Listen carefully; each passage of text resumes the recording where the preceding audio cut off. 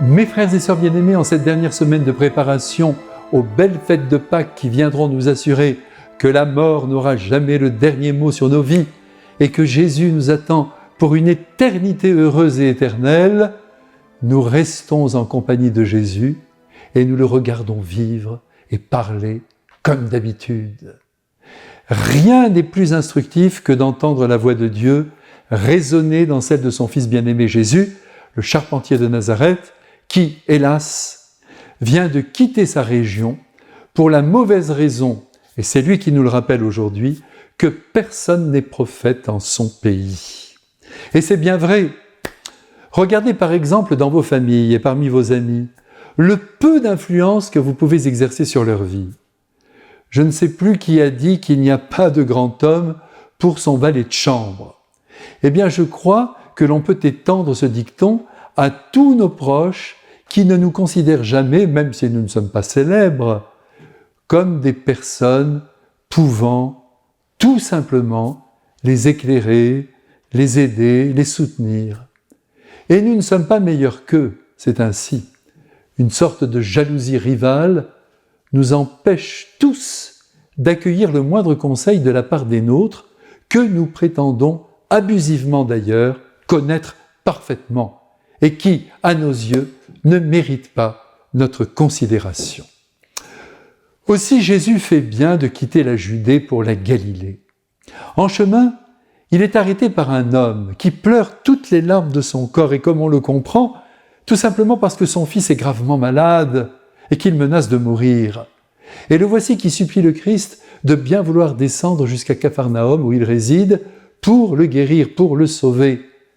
Bien que cet homme soit un fonctionnaire royal et donc détenteur d'un grand pouvoir, il ne peut rien contre la souffrance et contre la mort. D'ailleurs, personne ne peut rien contre elle. Même 2000 ans plus tard, à peine pouvons-nous endiguer la douleur, mais nous n'irons jamais plus loin. Autant en être averti et se préparer à affronter souffrance et mort qui font partie de la vie. Et il est bon aussi de le dire aux enfants. Pour revenir à la scène de ce jour, nous remarquons que le Christ, dans un premier temps, n'est pas très heureux que cet homme lui demande encore de faire un miracle, pour croire enfin en la puissance de Dieu.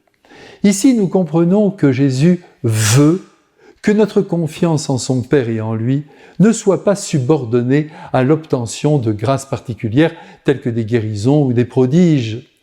L'idéal est donc de croire fermement en la présence de Dieu dans nos vies, ça s'appelle la foi, de croire en son soutien inconditionnel, même s'il reste en grand silence au milieu de nos situations douloureuses qui ne s'arrangent pas. Aussi, j'espère que vous n'aimez pas Dieu parce qu'il vous aide, mais parce qu'il vous aime et que vous voulez l'aimer, déjà parce qu'il vous a donné d'exister. Malgré l'agacement du Christ face à la foi défectueuse des hommes, ne pouvant supporter les pleurs de ce père de famille, il lui assure que son enfant est vivant. Mais à cet instant précis, personne n'en détient la preuve. Cependant, l'Évangile dit formellement que l'homme crut en la parole de Jésus. Au-delà du miracle accompli, car l'enfant est bel et bien sauvé, ce que nous devons garder de cet Évangile, c'est la foi de cet homme en la parole de Jésus. Pour ces quelques jours de carême qu'il nous reste à vivre, voulez-vous faire l'effort avec moi de ne rien demander au Christ de particulier qui nous importe et de grandir dans la confiance à son égard. Dieu ne déçoit jamais les hommes. S'il reste en silence, c'est qu'il faut qu'il en soit ainsi. Notre foi en l'amour de Dieu ne doit pas s'obscurcir pour autant. Et puis ne rêvons surtout pas d'une vie linéaire, sans soucis, sans combat, sans effort et même sans déception. C'est aussi dans la lutte que nous grandissons et que nous devenons des hommes forts, capables d'assumer notre vie comme elle se présente, avec toutes ses exigences, ses épreuves et l'arrivée de la mort qui ouvre sur la vie. Que notre foi se fortifie, voilà ce que nous devons demander au Fils de Dieu, et ainsi, loin de l'agacer, nous le réjouirons. Maintenant, je vous bénis avec grand cœur. Amen et à bientôt.